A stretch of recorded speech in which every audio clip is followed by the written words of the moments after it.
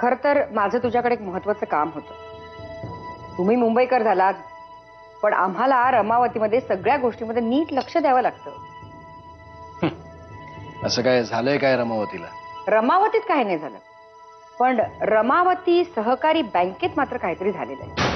खर तर त्या संदर्भातच मला तुझ्याशी बोलायचं होतं. हे बस ना.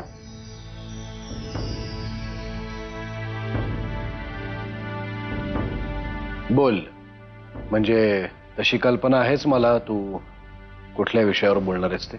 अरे तू जेव्हा सत्ताधारी पक्षात होतास ना, तेव्हा ह्या बँकेचं तुला पाठबळ होतं. पण आता परिस्थिती तशी राहिलेली नाहीये. म्हणजे माझ्या असं कानावर आलं की मीडिया त्या बँकेची सगळी लफडी बाहेर काढणार आहे म्हणून. प्रभाताई, तुझ्या माहितीसाठी म्हणून सांगतो, आमच्या बँकेमध्ये 5 पैशाचाही घोळ झालेला नाही. पण हे मीडियाला कोण सांगणार? तुला माहितीये, गोंधळ घालण्यासाठी मीडियाला थोडंसं कारण देखील पुरतं. पण मुळात प्रश्न हा आहे की मीडियापर्यंत हे सगळं पोहोचवणार कोण? बाबा, तुझे हितशत्रू खूप आहेत रमावती. ते दिसतच आहे. बोल ना, तुला जे काही बोलायचंय ते बोलून टाक. तुला जर गोत्यात यायचं नसेल तर सध्याच्या चेअरमनला तू काढून टाक. आणि कोणाला चेअरमन करू? वामनला. तुला तर सगळं माहितीच आहे, मग कशाला उगाच परीक्षा घेतोस? ठरवून टाक त्याच्या नावाची घोषणा. नाही, बँकेच्या काही व्यवहारांची लफडी विक्रांतच्या कानावरही गेली.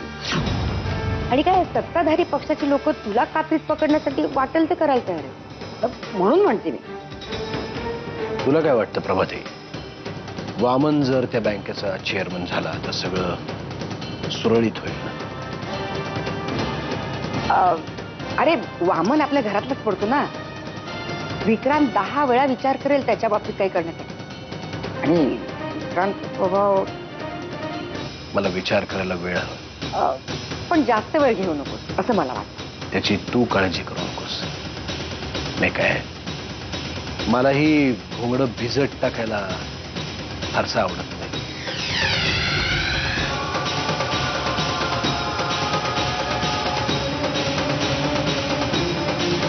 खूप काय काय घडतंय सध्या. माझ्या कानावर येत आहेत बऱ्याच गोष्टी. जर तुला कानावर येत असेल तर हे सगळं कोणामुळे घडतंय हे सुद्धा तुझ्या कानावर येतच असेल. कारण ती व्यक्ती तुझ्या जास्त विश्वासातली आहे ना. पण एकच लक्षात ठेव जानकी, जर आता त्या व्यक्तीने एखादी जरी चूक केली तर तिला माफी नाही. मग मी इतरांशी जसा वागतो तसंच त्याच्याशी सुद्धा वागावं लागेल. प्रभाताईंच्या मदतीने वामनदादांचा रमावतीची बँक घशात घालायचा प्लॅन आहे. आणि प्रभाताई इथं नरसिंह भाऊजींना गळ घालायला चालले. हे बघ सुगंधा, या विषयांमध्ये आपण लक्ष घालायची काहीही गरज नाहीये. अगं मी काय मुद्दाम लक्ष घालायला जाते का? पण समोर चाललेल्या गोष्टींकडे कानाडोळा कसा करायचा सांग? सुगंधा, तू जा आता इकडनं. अगं पण जानकी,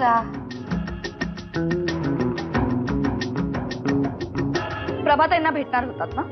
काय झालं? त्या भाऊजींशी काहीतरी बोलणार होत्या. काय बोलल्या त्या भाऊजींशी, काही माहिती आहे? नाही, अजून बोललो नाही मी, पण मी बोलीन, जाईन मी तिच्याकडे. कधी? आत्ताच्या आत्ता जा आणि बोला त्यांच्याशी.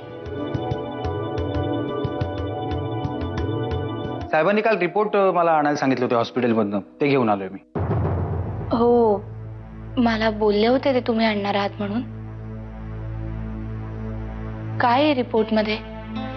म्हणजे सगळं ठीक असेलच, पण तरी. जानकी वहिनी, साहेबांनी मला सांगितलं होतं की शक्यतो कोणाच्या हातात रिपोर्ट देऊ नका. पण त्यातनं आता तुम्ही समोर आलात म्हणून तुम्हाला सांगतो. का? काही काळजी करण्यासारखं आहे का? डॉक्टर म्हणाले की